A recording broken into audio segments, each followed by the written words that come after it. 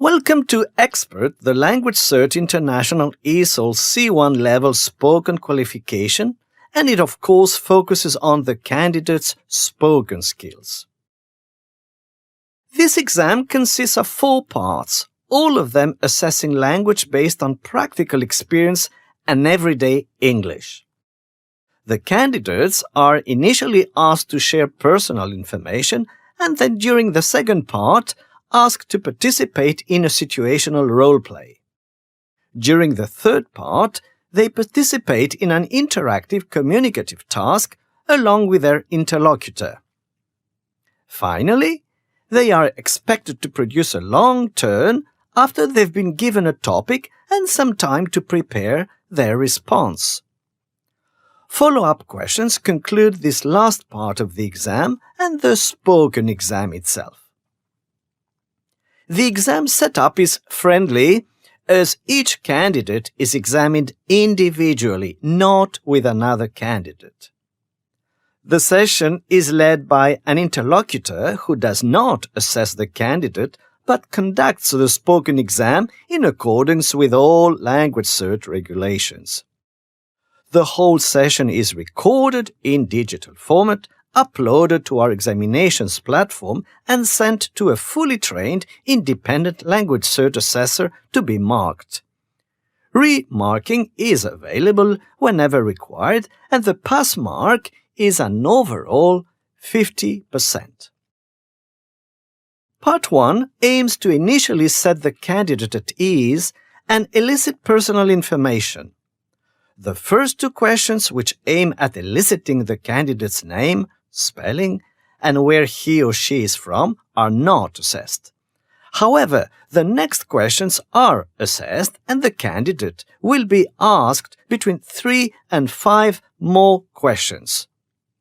Part 1 lasts 3 minutes.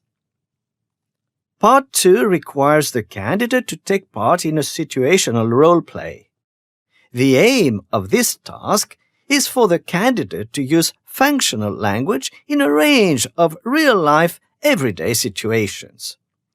The candidate is presented with 2 or 3 situations, and both the interlocutor and the candidate need to produce approximately 2 turns each time. The duration of Part 2 is 3 minutes. In Part 3, the candidate and the interlocutor exchange information in order to perform a communicative task. They engage in a short discussion to make a plan, arrange, or decide something using written prompts. 4 minutes are given for this task. The fourth part of the spoken exam aims at assessing the candidate's ability to speak about a selected topic at greater length with minimal participation by the interlocutor. The candidate is given a topic, asked to prepare a response in half a minute, and then talk about it for 2 minutes. Then, a few related follow-up questions conclude the exam. The duration of Part 4 is 5 minutes.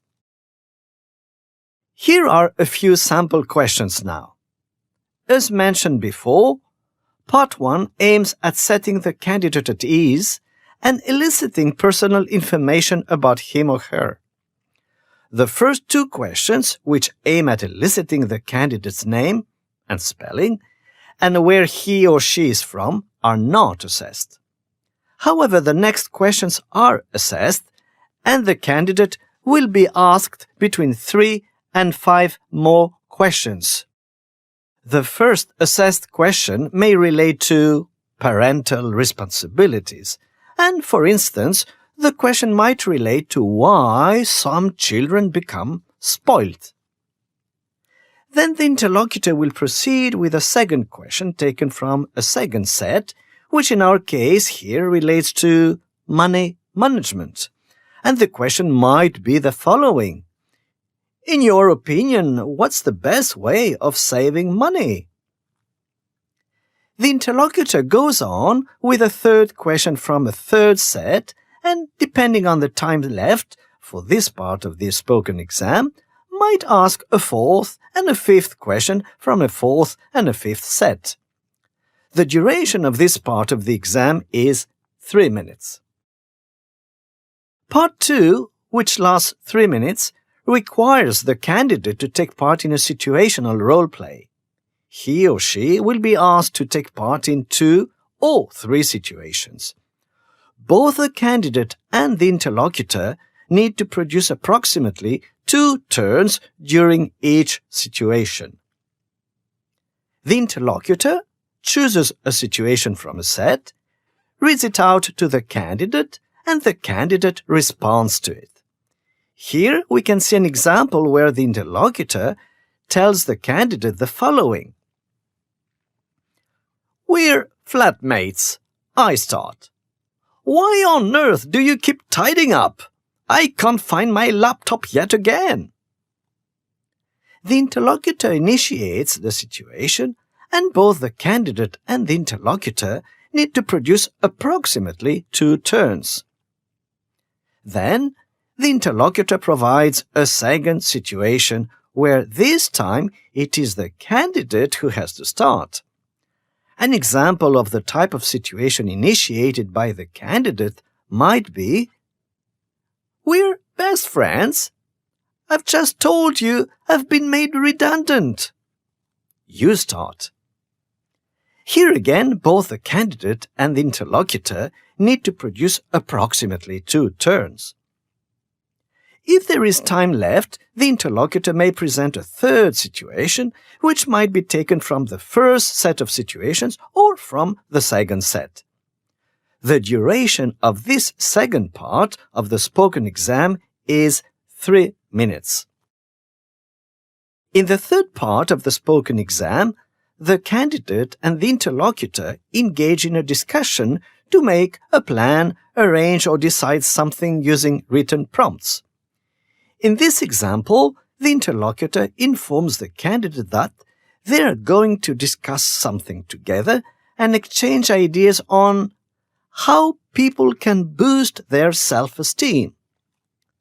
The candidate is provided with a task sheet with some ideas, 20 seconds to prepare his or her response, and then start when ready. The duration of this part is 4 minutes. The last part of the spoken exam, part 4, is a long turn and assesses the candidate's ability to speak at greater length with minimal participation by the interlocutor. The interlocutor chooses a topic. Here, the first topic of this set of topics asks the candidate to talk about the ideal educational system for him or her. The candidate is provided with a piece of paper and a pen or a pencil and also 30 seconds for preparation. The duration of the long turn needs to be 2 minutes. Related follow-up questions, up to 4, will conclude this part and the spoken exam itself. The related follow-up questions might be questions like, how important are exams in the educational system in your country? Or, do you think that teachers will be replaced by computers in the future? The total duration of part 4 is 5 minutes. You can find more information about our spoken exam in our qualification handbook on our website. Candidates are assessed in terms of 4 criteria.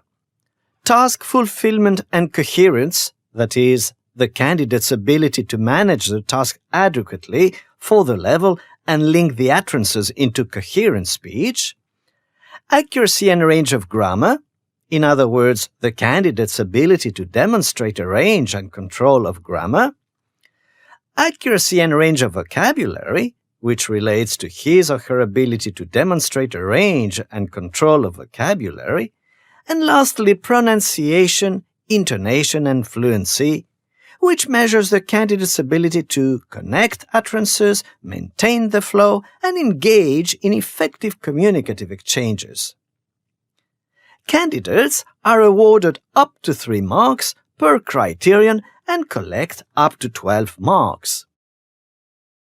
The candidate's raw scores out of 12 is translated into a scale score out of 50, and successful candidates are those who attain at least 50% of the overall scale score, that is, at least 25 marks out of 50.